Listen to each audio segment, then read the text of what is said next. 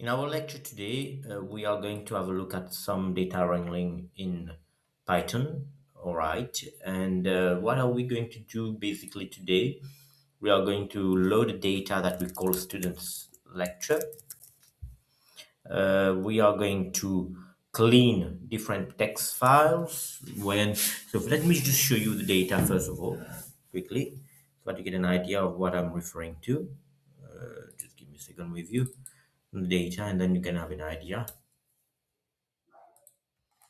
Here we go. This is our data that I have, and we are going to do some data wrangling as you would have noted. We have issues here like S small letter, S capital letter, I capital letter, small letter I, things like that. You've got things like duplicates, you've got to missing information. How do you deal with these? You see you have the same issue here, just like here. So we have got some issues to solve, obviously, and we want to deal with all these today in Python. All right, so that's our aim today. Maybe I'll just minimize that just in case I need it later. Okay. Now, to start with, I guess you would have understood that I've started by loading my Python in an appropriate folder where my data is located, that student data. All right. And then when this is done, I will directly go for importing, import um, pandas as PD. I'm going to give it a name, import pandas as PD. Excuse me. Let me just write it small letter, import pandas as PD. That's what I want to do. That's our first step. Execute. You'll see the asterisk will change to a number normally just to confirm that it has been loaded correctly. Okay. As you see here, it has been loaded correctly. When this is done, our next step is to load the CSV. As you would have noted here, I'm not using the markup or anything, just so that I don't take too long. So I'm going to load the data and just do some quick inspection, obviously, just a bit like the STR in R, things like that. So what I want to do is to read the data file. I'm going to give it a name. I'm going to call it PD, dfpd dot read underscore CSV. Remember that here we have read underscore CSV, and I'll put the name of the file with an extension. Obviously, don't forget the extension. So for me it's like that, and then you will see that in R we were mentioning, we would mention normally in R what would be the missing values that we have in R. Here as well we can do the same thing. We can explain, we can define already in Python what are these values that you should consider as missing. For example, it could be a space, it could be an A, it could be anything else. It could be like a pre-coded number like 999. It could be so many other things that would be defined as missing values. So for example, in my case, that's mainly the one that we are focused on, the blanks, which is going to be considered as missing value. In the same vein, I'm going just to do a quick df info that will show me the column names, the non-missing counts, and the data types, all these different things. And then I can also do some thing like we call, let me just show you that, df.describe. What is the df.describe? I've not yet finished. I've got something else to write in here.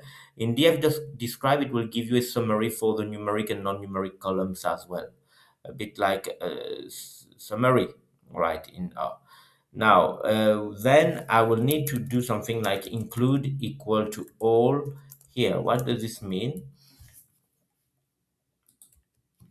When I say include equal to all, normally it will include summary measures for whether it is object, whether it is categorical, whether it is quantitative. That's all. It will consider everything. That's what all represent. However, if you just put describe without putting this include equal to all, it will focus mostly on numeric columns, right? That's one of the things that you might want to do. So I'm going to execute that, and we can clearly see that. There are missing values, as you are seeing here in many of those columns, and for that reason the mean are not being computed, right? So we observe that there are some issues right there, and we will have to deal with all those. So we'll start by cleaning the text columns. For example, we have extra spaces in the form of, let me just show you that. So we are going to, for example, if you have a name D, you have IT, you have extra spaces in the context of the data. We already have an idea. If you look at that, let me just come here, show you the Excel file. You will see here in the Excel file there is extra space in Ali.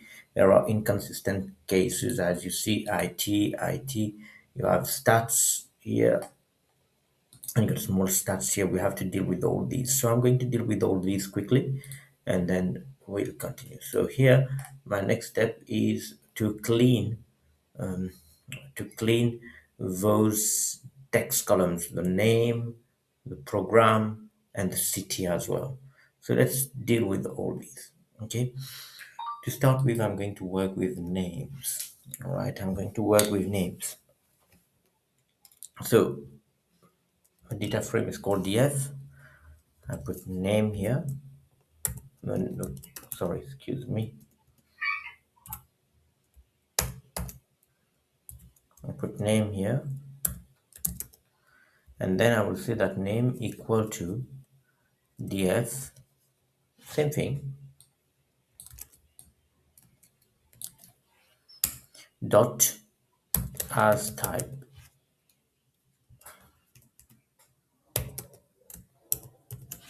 If you look at name, all right, name is an object. So I want to make this become a string, all right? So I can change this and convert it to string, that is to a text, because we're not necessarily going to analyze this. And then I will use .str.strip. What is .str.strip do? That will basically remove any leading or trailing space that you have within the variable name. That's basically what it's going to do. I'm just going to execute that further. So, by the way, before I do that, I would probably want to do something like here, df.head, just to better have an idea of what's going on in data. So you see, and then we can see the change right when we have done the amendment here. Okay, so that's why I just wanted to do that, so that you can see the difference between what you have done here, what you have, what you had originally, and what you are going to do now. So that's one step. Then I want to change program now. So again, I will do df, and I will take program here,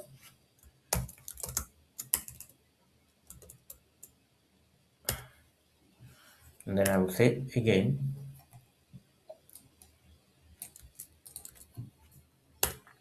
program, and then I will say as type. Again, here when we talk about program, normally it is a category, but to be able to do this stripping here, to be able to convert, because it is an object now, to be able to amend that text, because here it is a text and we want to play with the text, I will still convert that object that we have here to string. When I've done that, then I'm going to do the amendment that I want to do, like stripping, removing any trailing and leading space, and also to convert everything to uppercase. That's what I want to do. But before doing that, I need to convert that to type string. Now, you might find that this is contradictory to what I want to do, but don't worry, I will come to that afterward when I'm going to convert everything back to a categorical data later. So to do that, we are going to do the same code that I just wrote, strip, and then I will add an additional code, str.upper.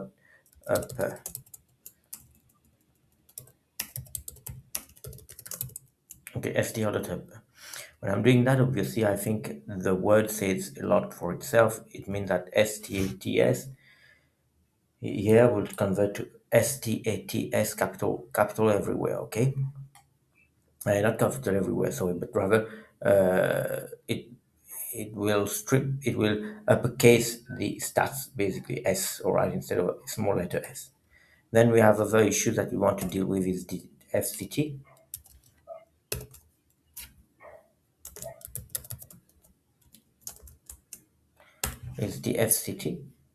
and we're going to do that equal to dfct as type. Again, same story.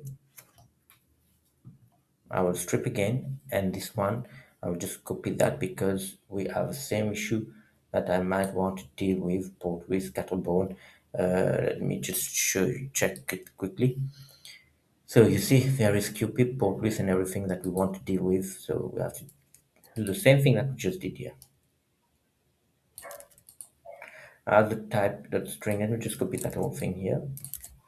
So I want to do the same thing. So that's what I'm doing here. So when I've done all this, you can, if you want, you can execute that and just have a look at the changes. And then we can do again df add just to see the changes that you can see here.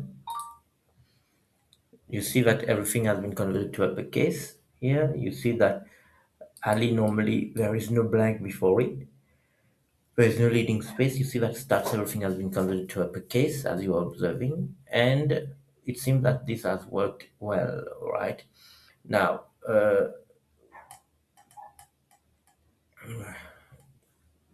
next, what we want to do now is to convert back everything to categorical data, okay?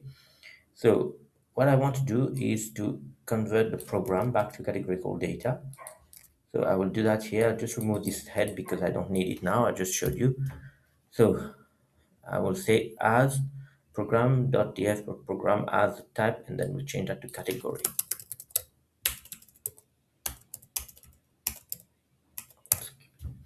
And then we're going to do the same kind of thing for city.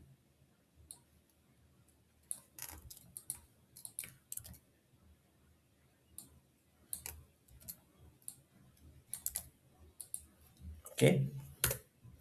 And then we are going to just give a quick view of df.head, but that will not change much anyway. But still, if you want, you can have a look. Here we go. Seems to have worked, but to better understand if it worked, what we want to do is to describe all.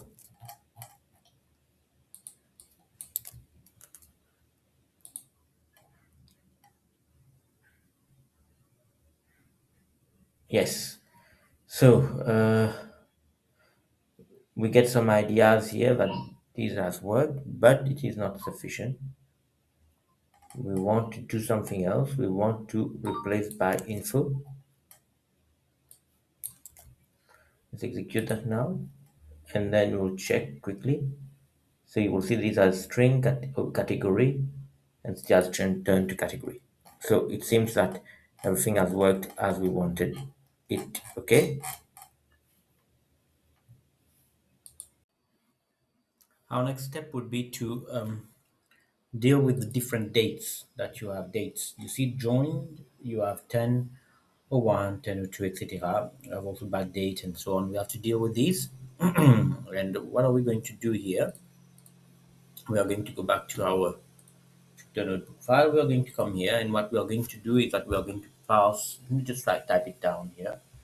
We are going to do parse, excuse me, parse dates from join into a different variable join date. Okay, that's what I want to do.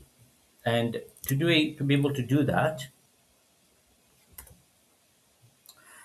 I will need to use. I need to understand the form in which the function is in which the data is. I mean, excuse me, the form of the data is here, day, month, and year. day, month, and year as you are seeing. So what I want to do is to convert, as you would have observed earlier, is that join is considered as an object, and I want to convert that from object to become a date time value, right? That's the other thing that I want to do here is to change that into a date time value, because right now it is not considered as a date; it is rather considered as an object.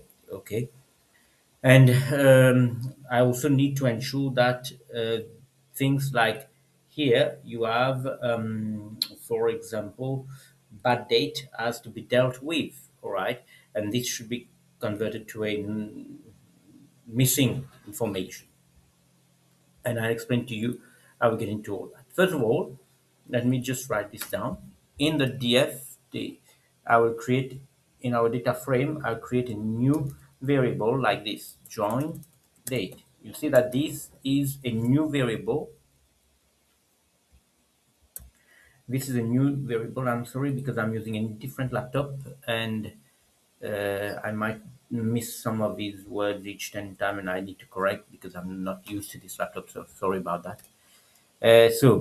And then you will have to convert that date, that joined variable, to date time. To be able to do that, we will use the pandas library PD, and we will use the function date time from that particular library to be able to do that. And in that function to date time from the pandas library, we are going to convert our joined data here. We're going to convert that into and replace it by a new variable called join date. But here I need to include some additional arguments to that function stating what is the format in which the date are found. For example, here it is day, month, and year. So to be able to do that day, month, and year, I will need to come here and I will type format equal to, and I will state it is day, and then it is month, and then it is year. But we have a full year here, so I will put it as capital Y, not small letter y, because we are taking 20, for example, 2025 completely, not 25 for it in that particular context. So if this is the case, we put capital Y. And now do I represent that? I think you got used to it by now.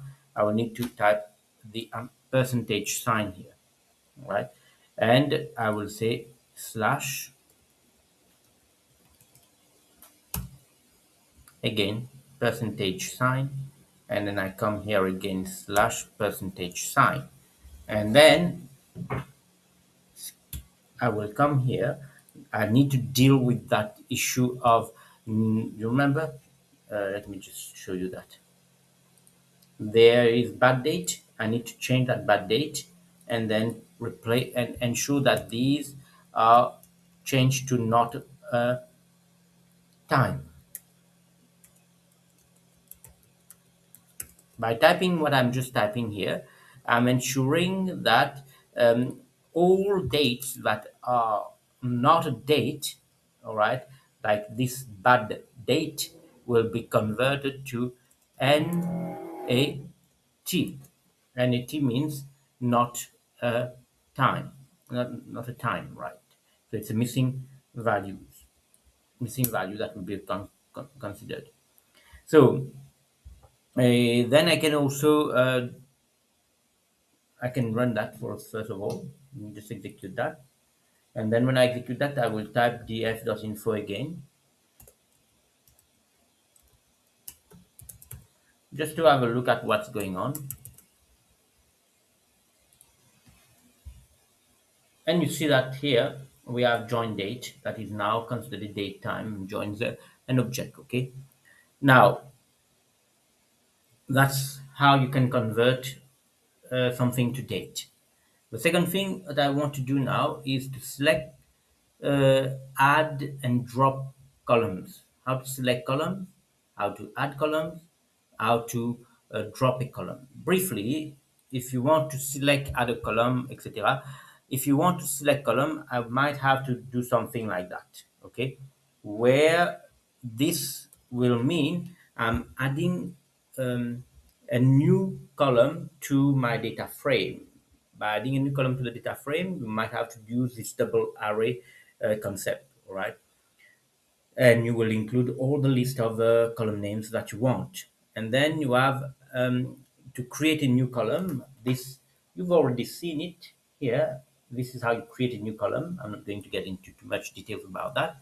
And then you will say it is equal to. That is, this is basically what I'm talking about here is adding a new column. This is about selecting a new column. Excuse me, I wrongly said it earlier. So it is about selecting a column. And then if you want to drop a column, so this is selecting a column, what I just wrote here, adding a new column is here. And if you want to drop a column, you will need to use something like this, df dot drop. And then we'll use that function drop, and then you will say column equal columns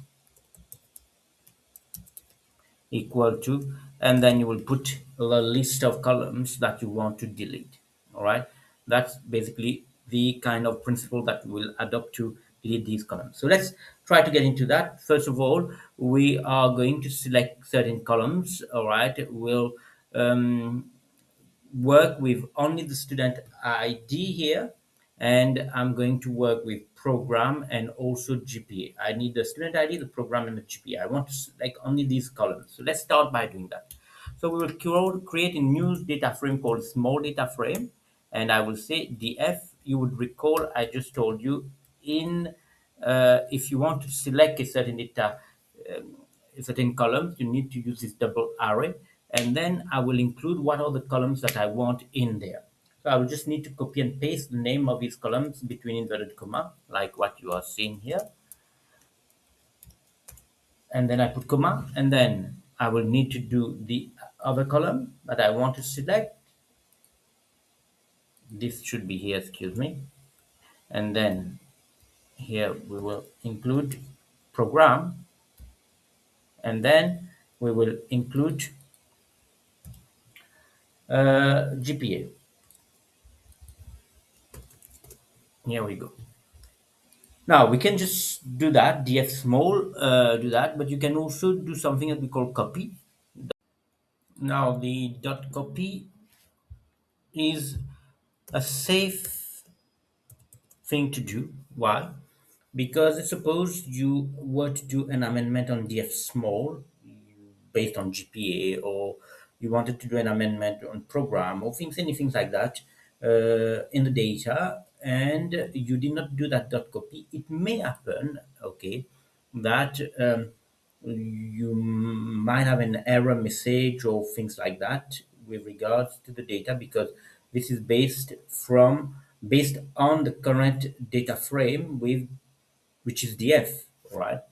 And you are just saying df small is equal to that. And if you are doing some amendment to df small on df small, for example, GPA, if you are doing an amendment on df small GPA and you are saying let us fill it by value 0, for example, everywhere, then you may warn you about an error, and the behavior can be confusing as well.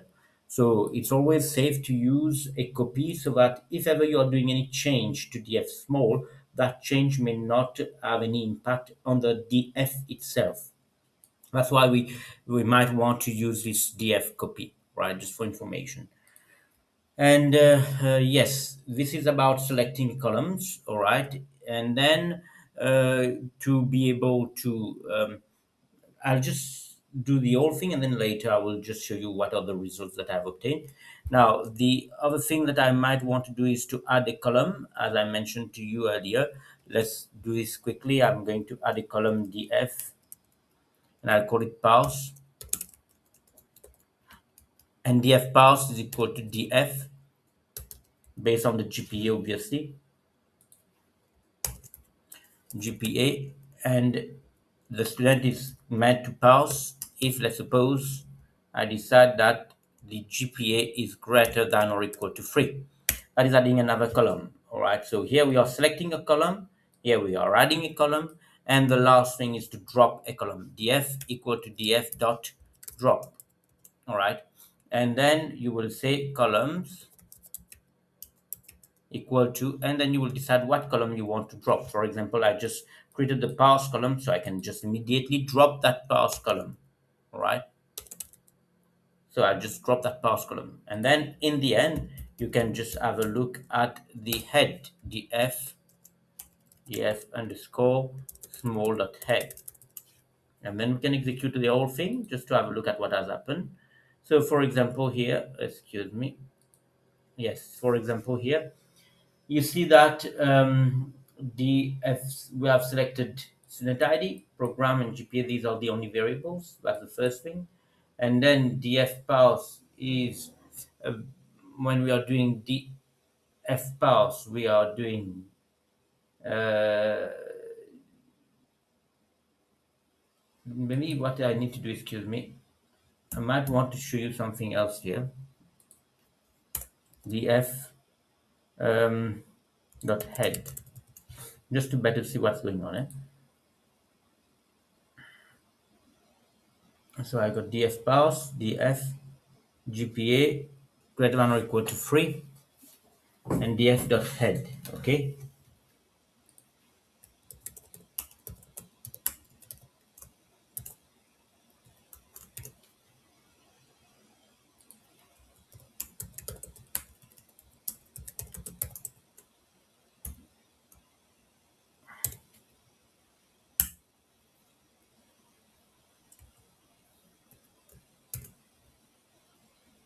Oh, excuse me.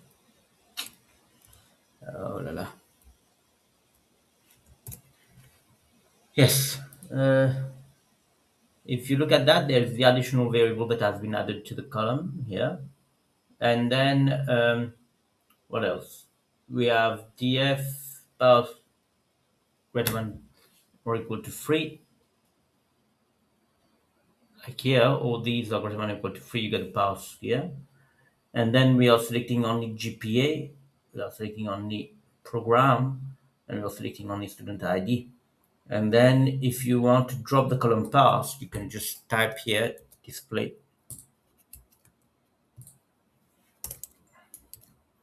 df.head. So let me just put that up there.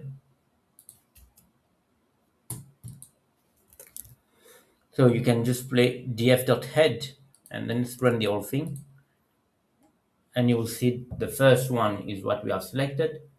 This one is with the pass. This one is without the pass. So very easy. That's what we have. We have next thing is that we want to do indexing and sorting. Okay. When it comes to row indexing in Python, we have to be very careful here. It's not the same as normally, but first of all, let me just talk about it. We have to use this iloc to be able to find, to determine some row position. So for example, if we do df iloc, and then we can state down the position that we want in that data. For example, if I do 0 to 2, what does this mean? I will explain to you in a moment. But first of all, here you have to understand that row indexing in Python does not start at 1, like in the case of R, which is relatively straightforward here. But in Python, we normally row indexing start by 0, that is by 0. For example, when we talk about iloc, it means integer location indexing. Integer location indexing. What does the meaning of 0 to 2, what does 0 to 2 means? For example, here, let me just suppose I do something like this. I have a position, of a row position, and I've got the row, what they are.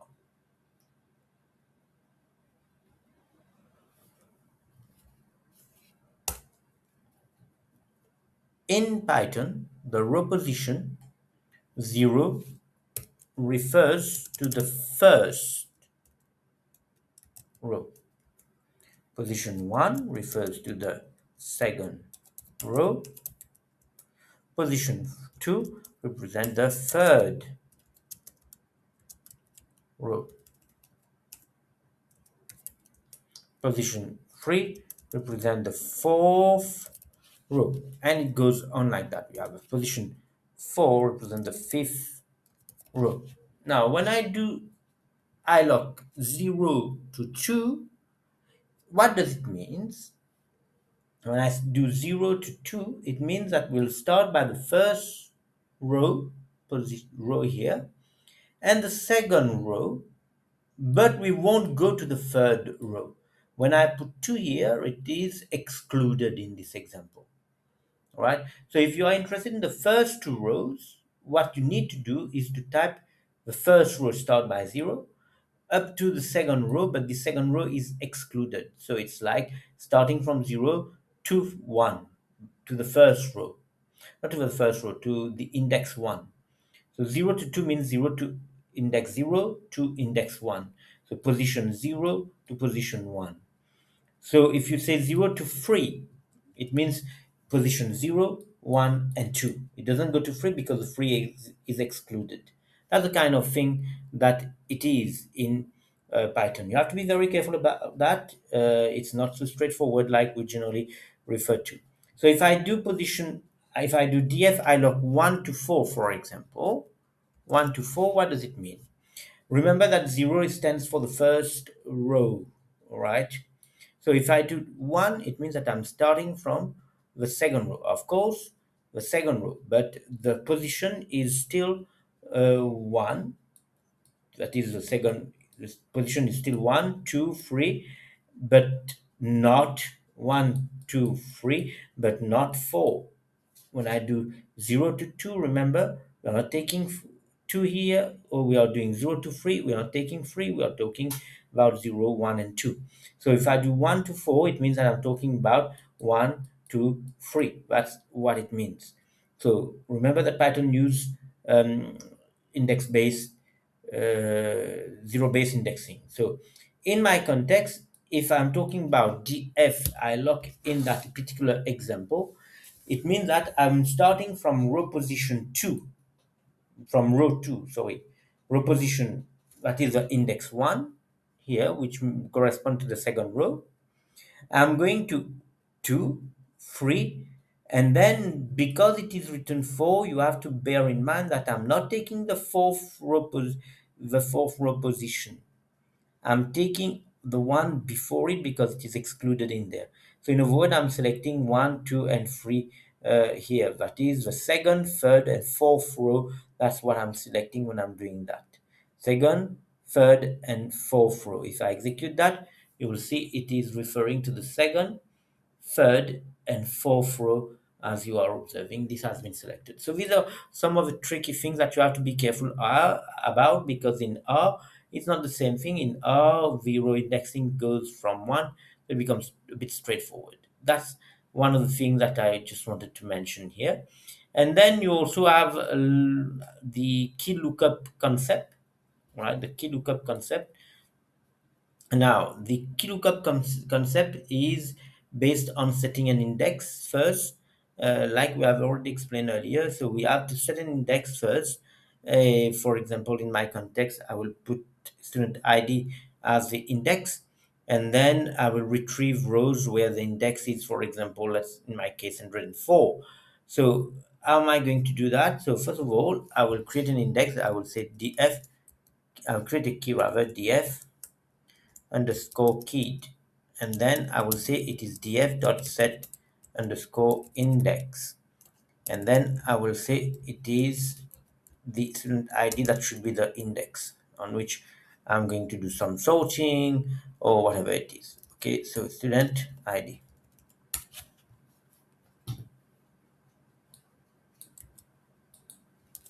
I create an index that creates a new data frame with an index. Basically, when I'm doing that, df keyed, it creates a new data frame with a new index. So that's one thing. Then if I want to return all rows with student ID being 104, like D, for example, what I need to do is I will say ID. Let me just give it a name, 104, equal to df underscore keyed.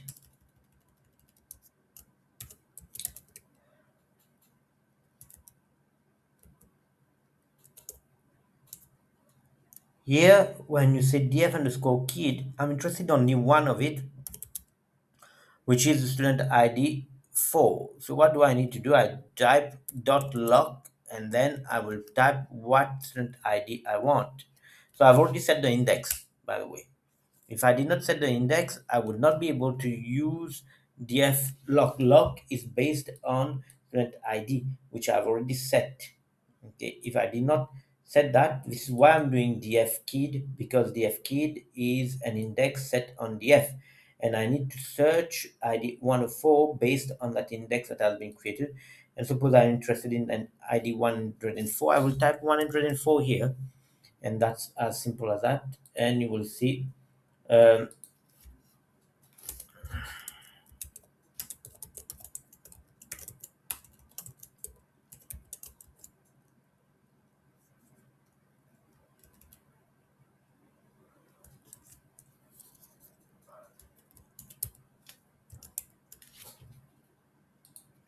if I do that, you will see that it displays all the rows with regards to ID 104. Now you can do sorting as well. How do you do sorting? So df sorted, put df.sort values. That's what I will use to do sorting. And then I will need to decide on what I want to sort. For example, I might be interested in sorting by program and also by GPA as well, right? These are two things that I'm interested in. Be able to do so, I will say df sort values, and then I will state what are the variables that I need to use to sort here. I will sort on two main variables. One, it is program,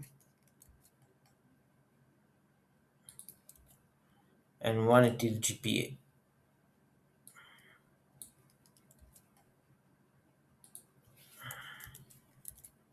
Don't forget the inverted comma.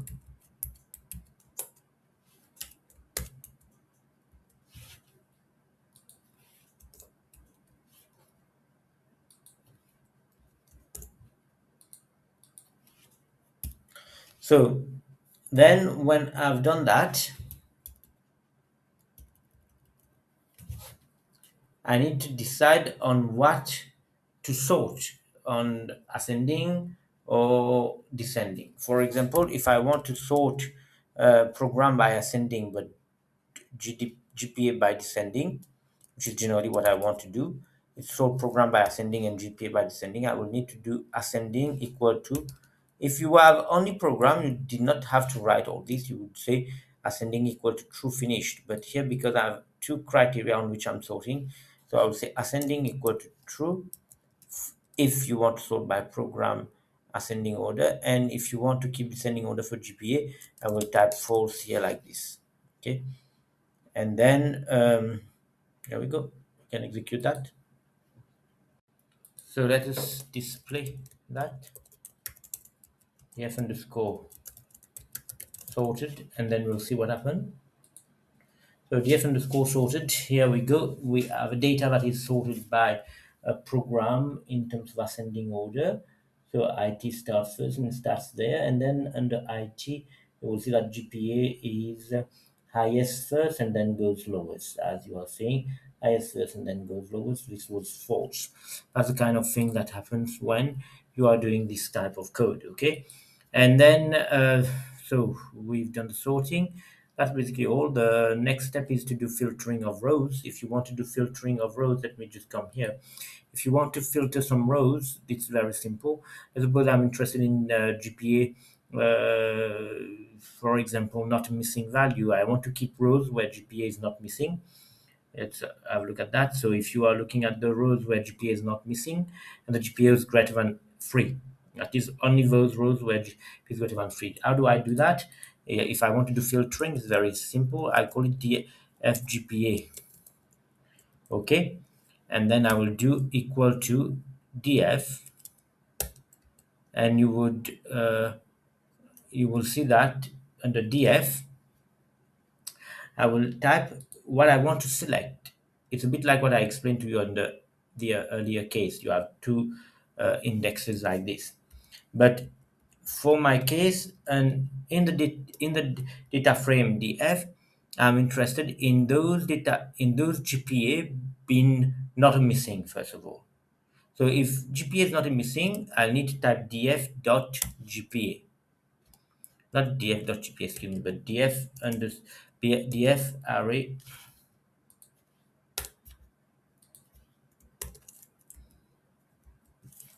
GPA. And this need to say that it is not any. We write it like this, not any. When I say not an A, it means that I'm looking for all GPAs which are okay, which is not NA. If I do display GPA, okay, you will see that this will give me all the records where GPAs are not missing values. But that's not all. I'm interested in those GPA which are not missing, but also for which all the GPAs are greater than or equal to 3. So it's basically the same kind of thing I need to do. But the only thing is that I will need to put end here, and then I say end df GPA is greater than or equal to 3. So that's how you write it down here. So let me just check if I got everything sorted out. So normally when you have something like that, it's better to put that in between a bracket here, okay? Because we have one condition here and another condition, so it's better to write it down like this. Otherwise, Python will get confused in terms of what you are referring to as greater than or equal to 3. So now it works, and you will see that it gives you only those GPA which are greater than or equal to 3, and for which there are no missing values. So in terms of date reporting, in terms of dates, when you are reporting fields like join, let's suppose you remember earlier, I want to determine the join month, I want to determine the join weekday, and so on. So if I want to do that, I need to do df. Suppose I create a different variable in my data set called join month.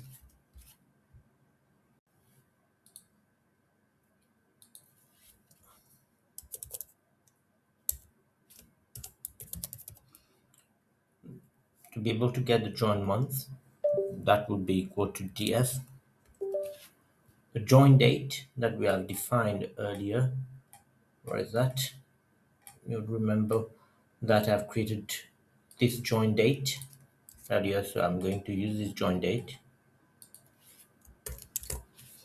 And then here we will need to extract parts of this date, because the join date contains the day, the month, and the year. So here, when I say join date, I'm interested, let's suppose, with the year and the month. Okay, that's all I'm interested in. I could have been interested in only the month, but I'm saying, let's suppose the join date, the join month that I want also includes the year. Okay, if it also includes the year, I repeat, when I say join month, I could have written, in fact, join year month if you want, but let's call it join month.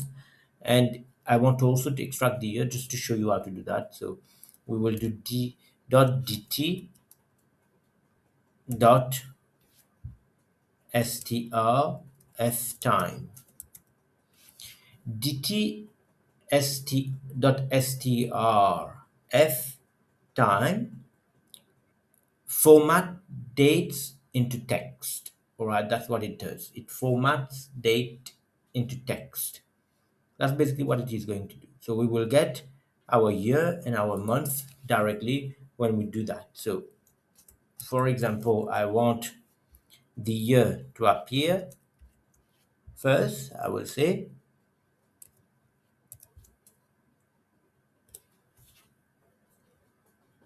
percentage y capital, and then so we'll have 2025 bar month, the month now, 2025 bar month. So we include the month here, and we can just execute that.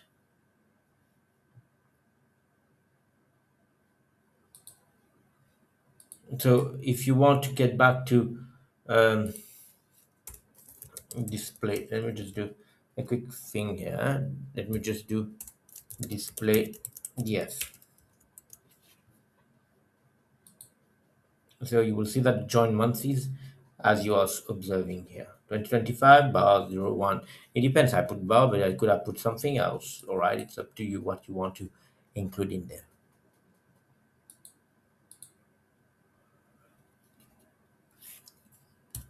But if you want it to be strictly join month as I wrote here, then you don't need to put that thing here. You just put dollar month like here.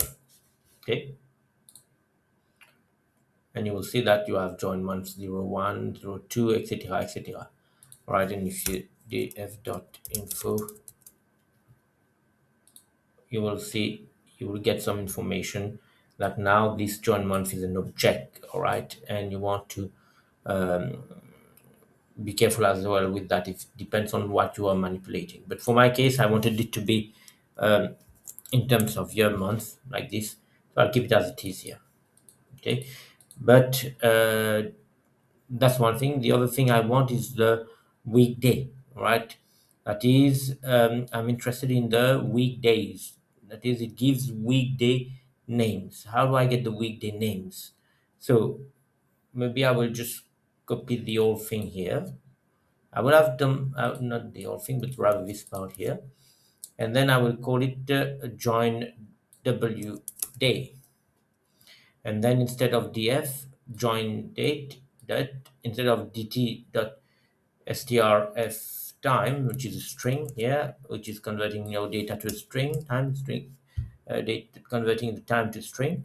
I will say data dt dot day name. This is a function under dt called day name that can be used to convert my join date day into name. For example, we have a 10 of January 2025 that correspond to what day of the week.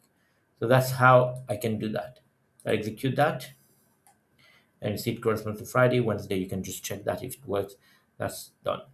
So that's how we can get to determine the join month and the join day.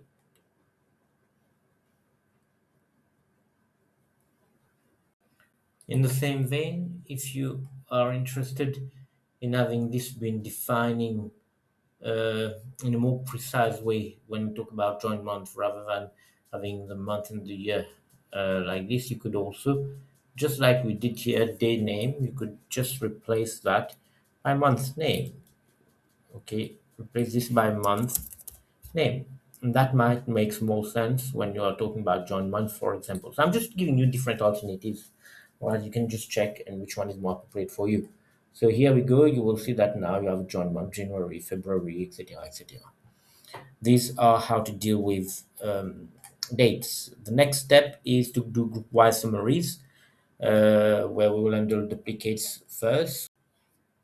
For that, what we want to do is to, uh, for pertinent summaries, all right, for pertinent summaries, we'll keep one row per students. What do I mean by that? We'll keep one row per student because you will see, for example, there is D, which contains where you have two rows for that particular student ID. So we will have to sort so that the earliest date comes first, and then we will drop duplicates, keeping the first row.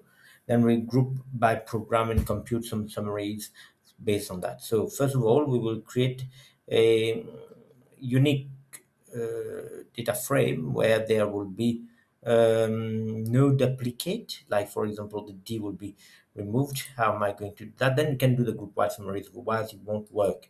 So to do that, we are going to call a data frame called df unique, data frame unique, where there is no duplicate being included.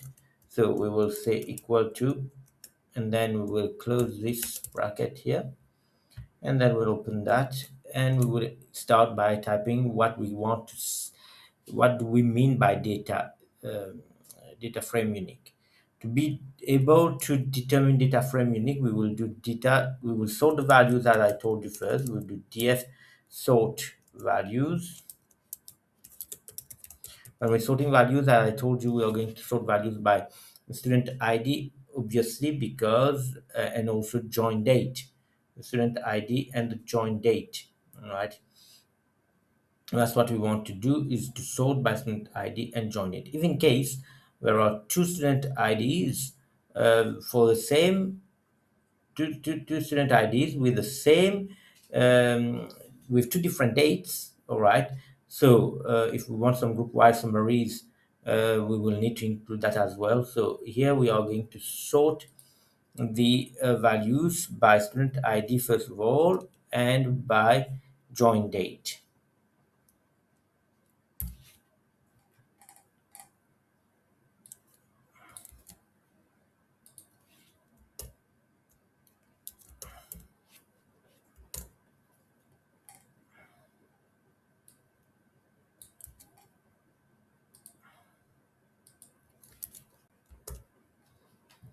And when this um, part is done, we are going to drop, when we have sorted values by student ID and join them, we are going to do drop duplicates. And then when we say drop duplicates, we will need to do a dropping of duplicates based on student ID. And based on the student ID, I'm going to keep the first one first, the first student ID that appears first. So to do that, we will say subset equal to, and then the subset equal to, you are dropping the duplicates based on what criteria, or dropping the duplicates based on the criteria of student ID, and I will keep only the first record that I have. So that's how we created DF unique data frame. And if you want, you can easily display this DF unique.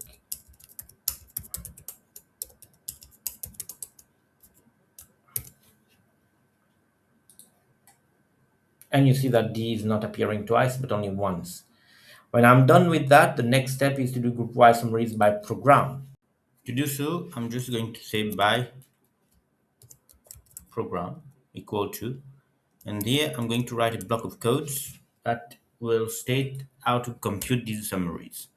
So our aim is to obtain these group summaries by program. So I want to split the data into groups based on the different programs like uh, stats and IT. All right. Now, how am I going to do that? I will start by writing the first line as df unique dot group by, and then I will say on what. Remember that the df unique is what I've just written here, and I on what I want to group by. I want to group by program. And then so the when I'm doing that, so I'm obtaining a grouping by program, but then I will need to state what are the summary statistics that I want, because I'm doing summary measures for based on different programs. What are the different summary measures that I want? I'm going to state that in a moment to explain what the summary measures are about. But before I do that, I want to add an additional line of code here, which is drop NA. Drop NA equal to false. What is this drop NA equal to false? Drop NA equal to false means that if program is missing, it will keep it as its own group instead of discarding it. In our case, this is not, there's no program missing. But um, if in case there was situation, I'm writing it there, if in case there was a situation where there were missing values, it will create a group for missing values on its own. Then that might help you to also analyze a bit the missing values out there. Now that's partly done. Next step is when I'm done that, I need to state um, to compute the summary statistics for each group, all right?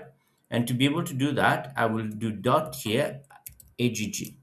Now, when I say dot AGG, obviously it follows, this aggregate follows from that grouping that I've done here, all right? So I could write dot AGG here if you want, but I'm writing it down there on a different line. So this dot AGG means, remember the dot means what? It is applied on this, okay? This aggregate here is applied on this unique grouping by that I've done. And this AGG, what am I going to write? There are a number of things. First of all, I will start by the number of students, all right? So I will say I want a column in the data, in the, excuse me, I want one element of a grouping to be the student ID. So I will say n student. So when I'm doing the aggregate, so I will say take column student ID,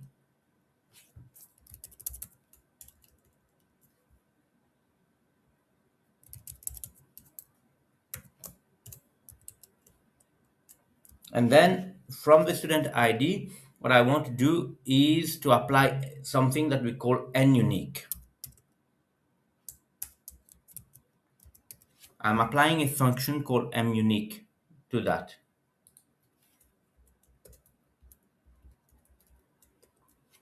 This function n unique will count unique values, obviously. All right, so it will count the number of distinct uh, students that you have.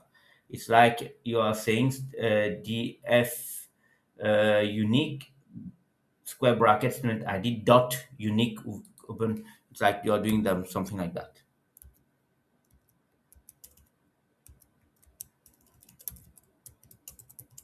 You are applying df square bracket student ID dot n unique. That's basically what you are doing here, but I'm writing it differently. In aggregate, I can pass the function name directly in aggregate and it works well. All right. So that's for information. And then based on that, the next step I want is a mean GPA. A mean GPA, again, I will have two things here. The name, then the name, the variable on which I want to compute the mean GPA, which is obviously GPA, and that I will apply the function mean. That's part of it done. Next, mean hours. Again, I need to find the hours of study that you are seeing here, and then I will do again the mean. When I have done that, if you want, let me execute that. So, excuse me, I need to type by program here. Execute that, and you will see that there is a summary measures here. Now, there's a small issue here. There is program that is a little bit out of place because normally Pandas stores a group label program on the left side as the index or what we call the row labels, not as a normal column. That's one of the issues that you have if you just leave it as it is here. So to be able to avoid that, but rather to create to treat program as a real column instead of having this as it is here, but it treats it as a column instead of an index. What you have to do is to do something else. You have a result that is here by program. You have a result by program here. So what you want to do is to type here dot reset underscore index. When you do that,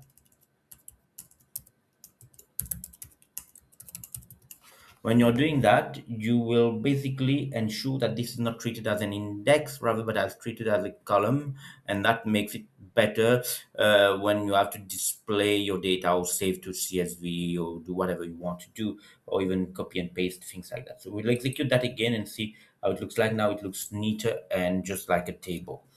That's how you get to create your um, that's how you get to obtain your summary statistics. Okay.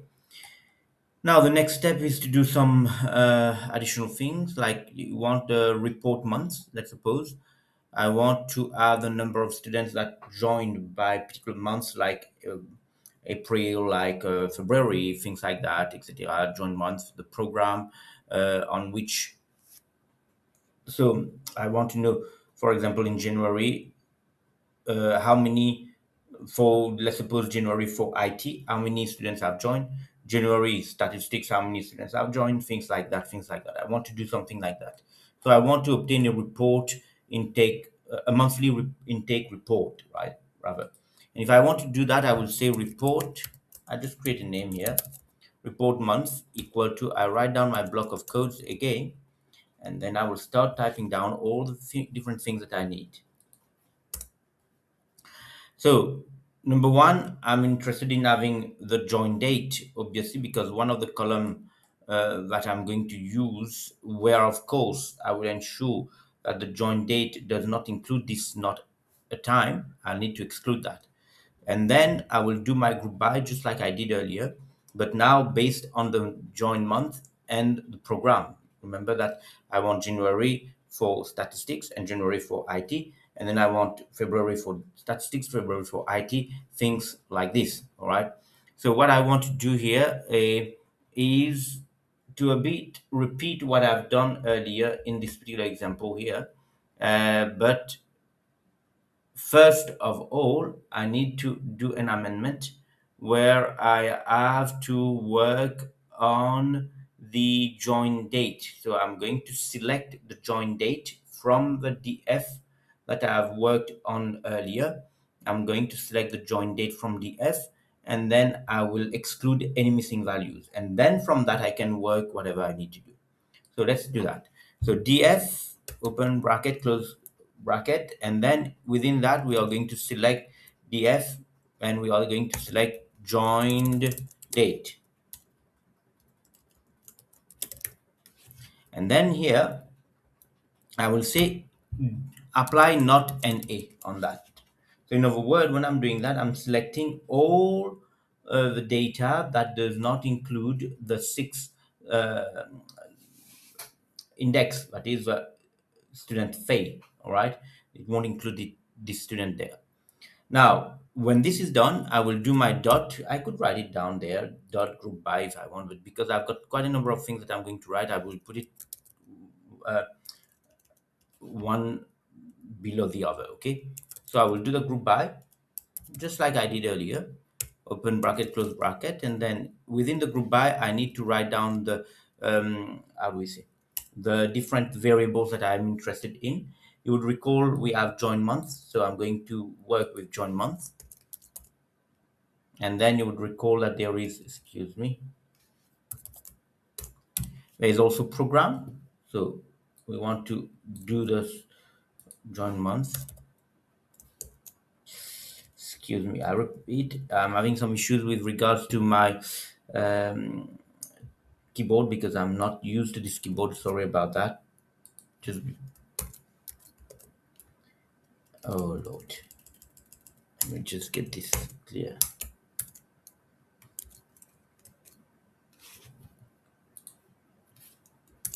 Here we go.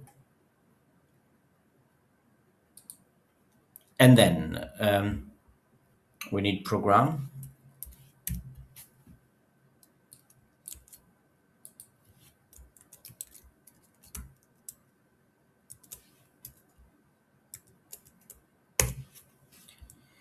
Here we go. We need program. These are the two things that I need. And then I again do the same thing, the same principle that we did earlier. We are going to drop. So you see there, did a grouping only by program, but this time I'm doing a grouping by two things. That's why I'm putting square bracket here. And then I will drop the NA is equal to 4, so the same reason that I explained earlier. And then I will apply my aggregate to obtain the different information that I'm looking for, .agg. And what are the aggregates that I want? For example, I need the student ID, and I need to obtain the N unique, all right? How many students have joined? Of course, it has to be unique. So that's why I'm going to say new students equal to open bracket, close bracket, student ID. I will repeat that same, sorry, I'll repeat that same thing here.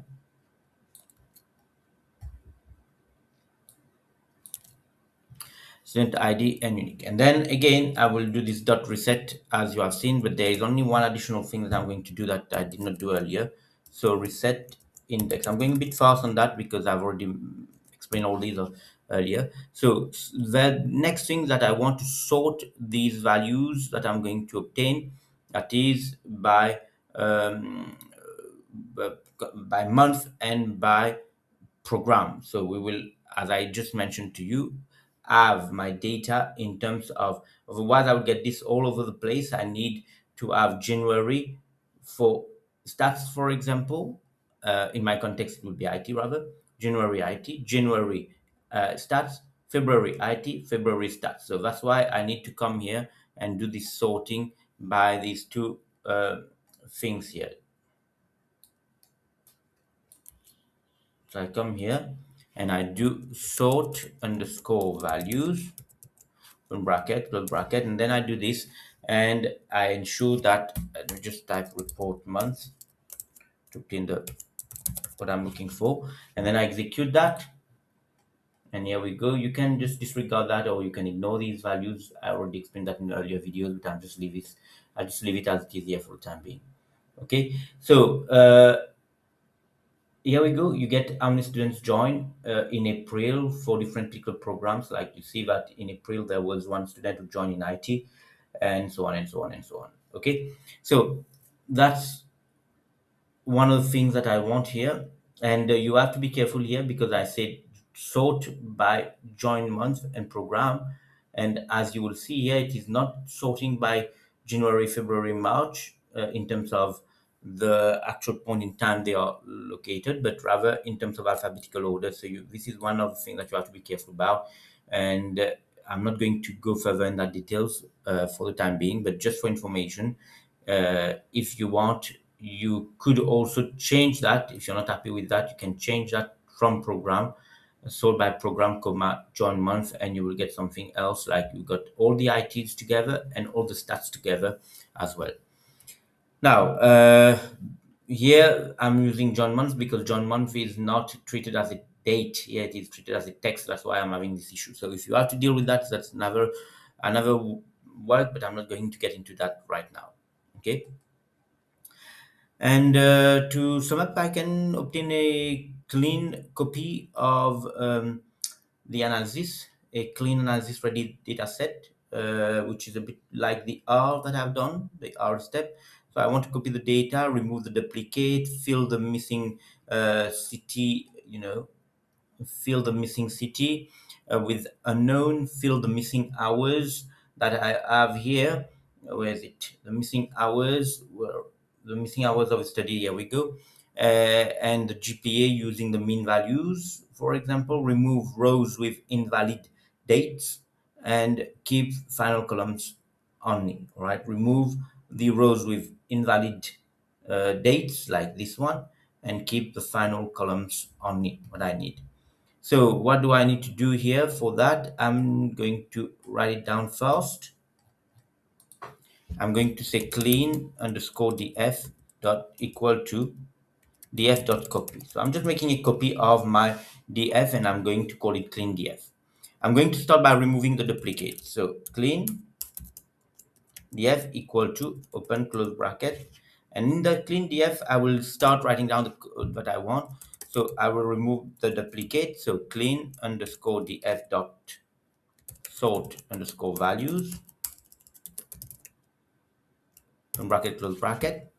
And then here what I need to do is to type open bracket close bracket here again. I will need to type these two things. Where is it? Student ID. Oh, okay, it's not there, but it's okay. Let me just type this join date here. And then I've got student ID that I need to include here.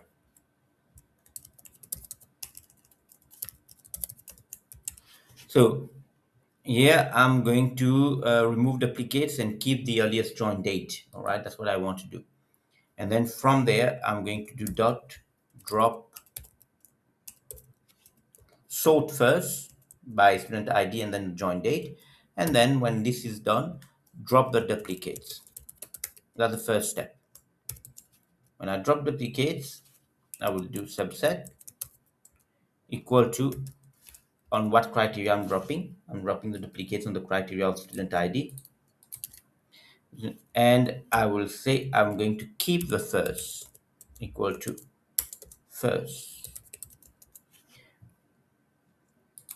Before I'm doing that, let me just quickly show you that. I'm going to write display. Yes. Just so that you can see the difference, okay, when I'm going to do that. So for example here, when I'm doing the dropping of duplicates, and I'm keeping the first one. Obviously, you know that D is a duplicate, and I'm keeping the first one, but that doesn't make any difference because they are both the same record. But of course, when I'm dropping the first one, so there will be one less, obviously. So if I type now display clean underscore df, can execute that and see, you will see that now the first person, that is, where is it? Keep the first one. So row index 4 has been removed from the data. Okay. So that's one of the things that I want to do. Now I want to fill the missing values that you have for city with a known. So what I do here is I say again clean df, and on the current city that I have, I would say equal to clean df city dot as type. First of all, string. So what is happening here, we might also say why I'm doing that, is that to be normally a simple approach is to convert to string, fill the missing, and then convert back to category. That's generally what you want to do. All right. Otherwise, what will happen is that if you directly fill in the missing, that data will be converted to object again. So it's better that you convert the city back to string, then you fill in the NA by preset what you want. For me, I'm going to write it as unknown, and then you will convert back again as type, and then oops, sorry, let me go back here as type, and then you will put down category here. Okay, and we can execute that if you want, and then you will see that this has been replaced by unknown. Very good. Next step is to obtain is to impute these different informations like hours of study. You need to replace it, and the GPA you need to replace it. So what I want to do is to compute the mean for hours of study, and then compute the mean for GPA. I'm going to call it M, and I'm going to call it G. M is going to be a rounding of same thing, a rounding of GPA. I don't want the decimal place, for example, are rounding. I don't want too many decimal place. I mean, I want the rounding to be done. For example, for when we're talking about hours of study, let's suppose if I want the rounding to be whole number values, that's a way of doing it. And you can also do the rounding for GPA up to the two decimal place, things like that. It depends on what you want to do. Okay. So for example, let's suppose I've got the F hours of study,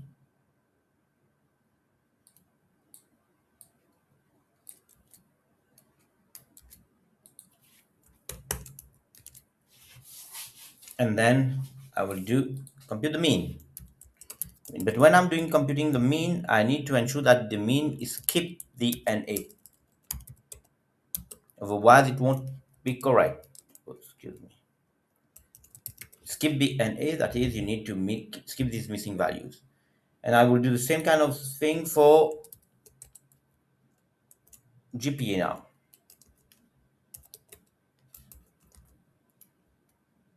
And then I will do dot mean bracket, and then I will do skip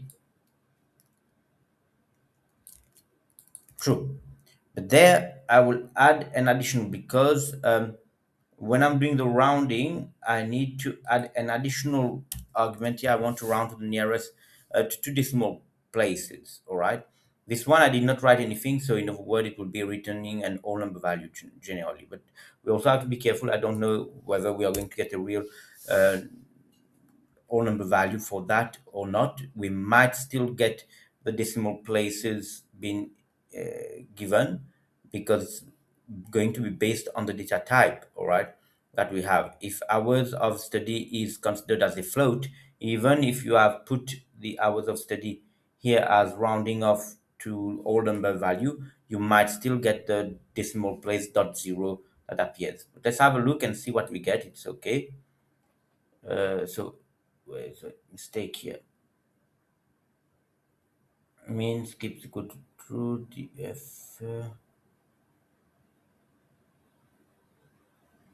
Oh, sorry. Here we go. So we see that the where is this? We have not yet computed. Sorry, I have not yet finished it.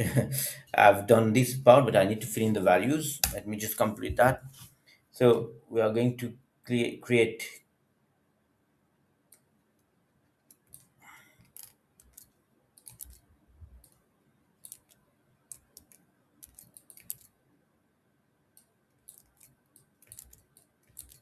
I'm going to say that the clean number of hours of study and the GDPA would be equal to what? Very simple. Dot fill NA, but with what? This time for this one it is fill NA with M. Dot fill NA. This one is with the value that you have computed above. All right. So we can execute that. Now you will see that everything is fine. We have been imputing the values, so there is no missing values anymore. That's already part of it clean. And then we can remove this invalid date that you have here, NAT. All right. So how do you remove this NAT? Uh, so we'll do clean underscore df equal to clean underscore df, open bracket, close bracket. And then we are going to select under underscore df, under the clean d, we are going, excuse me, yes, we are going to select the hours of study. You remember when you're doing double brackets, we are basically using a selection, and we are going to say join date.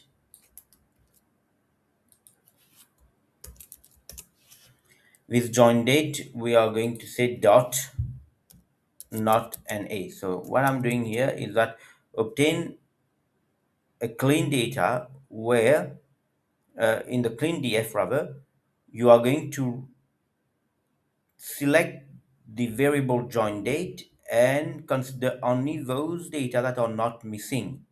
But again, just because I'm doing this, I would like to do a copy just so that I don't mess up anything in the clean df data that I've already worked originally, just in case. So that's what I want to do.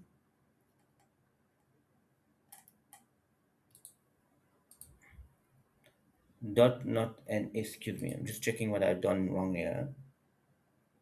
This is okay. I think the mistake comes here. So clean df, we are doing that. Join date. Oh, again, this mistake of dot here. Here we go. So where is it? We need to display clean df again after having done that. But you can see it better. Execute that. So you will see that there is now no more this NAT. This has disappeared. So that is how you removed the